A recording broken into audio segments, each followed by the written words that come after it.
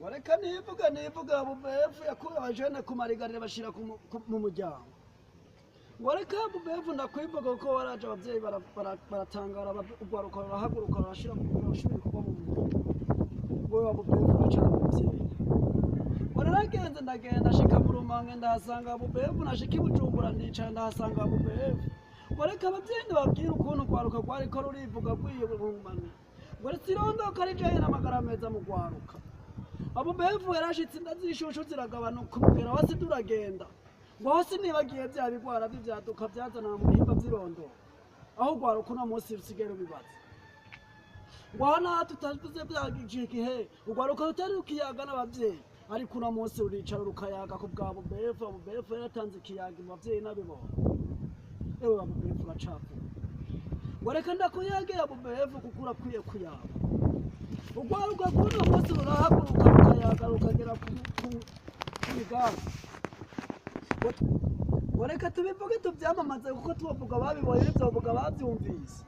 Twaravyiboneye twaragiye mu makartier yose ya Bujumbura dusanga bubefu niyagwa. Wareka tuyage kuko turabikuye kubiyagwa abavyeyi bose bukwiye vyamamaza mu munsi. Dushitse mu cicaro ca bubefu turahicara tukahasanga ugwaruka tukahasanga ibivugwa byose bivugwa kugwaruka. Uno munsi ugwaruka ruridegenza mu kuja mu mashirahamwe kwisanzura. Erega bamaze kwitegurira kazoza nakaye kubwa bubefu rushigikira. Mu byo ndiko navuga byose sinorangiza ntatugomba gutera kami nashirahamwe yita ubwo inzego z'ugwaruka.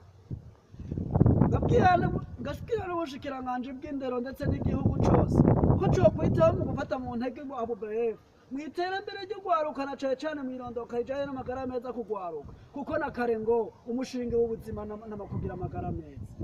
Ngo reka ndakwivuga abubefu kuko rakwiye kwivugwa uwakubonye yo gutangarira uwakumvise yo kukugiriza. Abenshi barashika ngaha bakakwibonera aho tibagisi nibagiye babavyeyi bibungenze baza kuvyarira ngaha bamara kuhashika bakiyumvira kudasubira kuhava kuko bafatwa neza kwabo. Ereka nivuga abaganga bo muri abubefu kuntu bakira bakakira ugwaruka neza wava ngaho rukabwira abavyeyi ivyo babonye natwe tugahamamaza. Reka shimira abantu bose bamaze kwitura abubefu. Hiyashimira n'ugwaruka rwinshi uno munsi rumaze kwitura.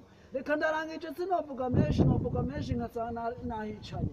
Nzofata akanya ko kwivuga yakwiye uno munsi n'ahantu.